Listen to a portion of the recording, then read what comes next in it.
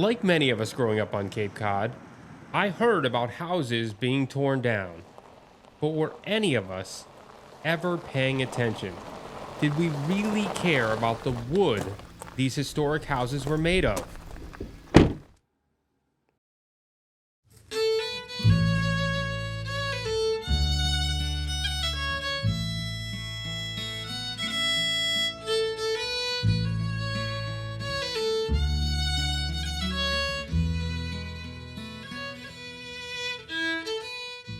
There's a kinship between myself and wood. The feel of it, it's the feel of wood, you know, especially antique wood.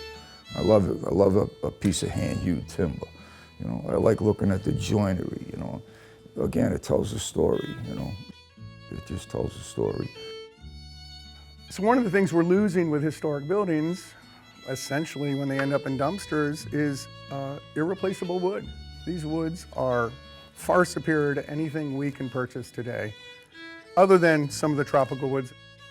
For years we used reclaimed wood. That's getting harder and harder to find. Life rings, it's, you know, a tree when you cut into it and there's rings. And that's the tree's life, you know, that's like their bloodline. It's just, you can see them aging, and we're the same way. You know, we're all aging, and we all have our own little wrinkles and our own patina and our own wood grains.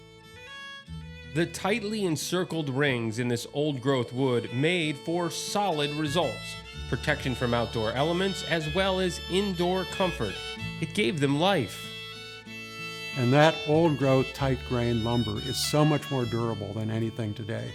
And today we grow trees, and you might have 4 or 6 growth rings per inch. And I call it trees grown on steroids. You know, it just doesn't have the durability of old-growth lumber. So there's the durability factor, and then there's the charm when the wood is cut and the grain shows, etc. When you've got exposed grain or exposed woodwork, you know, you get a richer feeling from that old-growth woodwork. This farm that I live in here was built by my family in the 1770s, and it's still here, and it's in great shape. I don't think we're going to see grandmother's home in the future.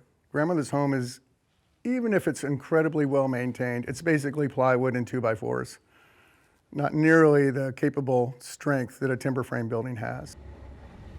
Old growth wood and older wood is far superior product. It's very seldom that there's less and less species available that in construction trade in this area anyways, that hasn't become less quality. Red cedar shingles is a great example that we use on the roofs frequently. When I was out of high school, first starting out, you could visually see the difference. There's nice, tight, parallel grain, shingles laid flat. Today, you can throw a cap between the grain lines. The grain line is spread out much more, and they don't stand up as well. They curl and cup. It's just not as good a product anymore. When I go into an old house, I wished I could see the beginnings of how it was built. I am drawn to the curiosity of who might have lived here and who built it and who designed it, because it's not a cookie cutter. You know, people create their own structures. The unevenness of wood, the irregularities, the grain, your sense of touch has something like 6 different dimensions. Pressure, temperature, texture, all this kind of stuff. It's like these are all part of what we take in unconsciously. So that's kind of a richness that we deny ourselves. Sitting near a crackling wood fire in Wellfleet's historic hatch house, Bill Burke describes the Cape's deep connection with wood, going back to when the early settlers first landed here. Native Americans would have used the saplings, the smaller trees, to bend into weetus and shelters. And then later, European colonists would have harvested some of the bigger trees for cedar shingles to side their houses, roof their houses, fence posts. It's very weather-resistant wood. The early European settlers found a lot of hardwood trees on Cape Cod. Hickory, ash, walnut, oak. So there was good material to build houses, small boats, build fences. So the early settlers got the choice hardwoods. Think about the fact that people came here and they needed wood to build their structure, their shelters. They needed wood to provide fuel to keep them warm. They needed wood to build their fences and other structures that related to the industries they were pursuing, and certainly their ships.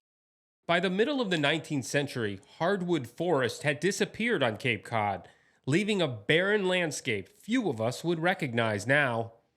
Quite a few parts of the Cape were completely deforested, and most of the early photos that exist from the 1850s on are just open landscape of Cape Cod. You can see, Thoreau talks about this quite a bit, so you can see an open landscape from ocean to bay, for example, in Eastham. The old-growth trees are gone forever, but old-growth wood remains in historic homes across the Cape, and that old wood is still better than anything available now. And some of the wood that you could get back then, there's no comparable quality today. A bunch of the older wood with such tight grain, old growth, you could get huge timbers that you can't even possibly think about today. I mean, a lot of the new wood that we do today, we made into chipboard and plastic, and we stick it together, and we make particle board and other things out of it because it's not useful for decorative display. If you look at all the modern houses that are built today, all the woodwork's painted. It's all white because they don't want to expose you to the real wood anymore because there just isn't that much good stuff around. This is a piece of door casing, which from the front looks perfectly nice and fine. Turn it around, and it's actually 20 pieces of different wood glued together, worm damage and all, brand new. Once this is exposed to the elements outside, I give it 5 to 7 years at the very most, and that's if you keep paint on it. So the old houses on Cape Cod hold all those original hardwoods, and that wood holds up. Ask any builder, that wood holds up better. It's a denser grained wood.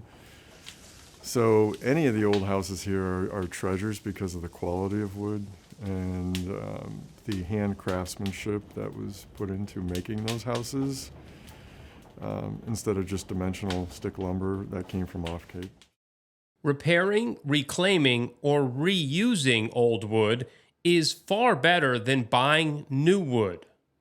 My husband and I don't see ourselves as owners of the house, rather caretakers of a historic house, which is we're people who want to keep the house in as much of its original historic condition as possible. So when we do repairs, we try to use the same type of wood. You can absolutely save and restore an old home using parts from the existing structure and salvaging parts from other homes, which is exactly what's happening with this 18th century house in Sandwich. This is the best wood we have right here. This is the most amazing one right here. It's the largest board that we found in the house. And how wide is it? It's 30 inches wide. Well, it's durable. A lot of it's old growth, so the rings are close together. It's resistant to bugs. It's more resistant to rot. An example over here on this beam, these beams were from another house, but these beams were rafter beams originally. They're hewn on one side, and they were literally just a piece of tree that somebody, flattened on one side, and that's where the roof would have been. We use them here as these ceiling joists. You can see all these little like worm marks in the actual beam. The worms got in under the bark, but not into the wood because the wood is pretty solid. Well, the house will have so many stories, right? If all this wood could talk, what would it say, right? Yeah, thanks for saving me from the dumpster. A lot of old houses that get torn down, or rarely are they salvaged, which is a shame. Across the Cape and Islands, scores of historic homes are still standing because they were lifted and moved, some of them many miles. For his Cape Cod home, world-renowned architect John Waterbury could have designed anything he wanted. Instead, he found what he was looking for in Connecticut, a rundown 1740 structure that he saved, by taking it apart piece by piece and moving it to Wellfleet and putting it all back together. His son tells the story. Well, I think you do have a sense of history, and I come from a family of architects who've always appreciated. My grandfather was a student at the Beaux-Arts in Paris in the turn of the century in 1905. My father was at the American Academy in Rome, and they just loved old architecture. Walking through the house, it feels 100% original, but it's not. Although much of it was preserved, concessions had to be made. Well, certainly parts of it survived since 1740. There was a lot of it that wasn't recoverable.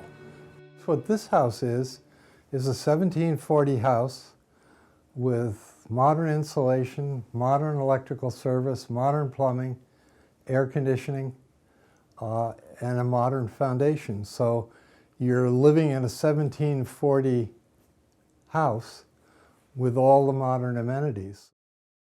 I think it's critical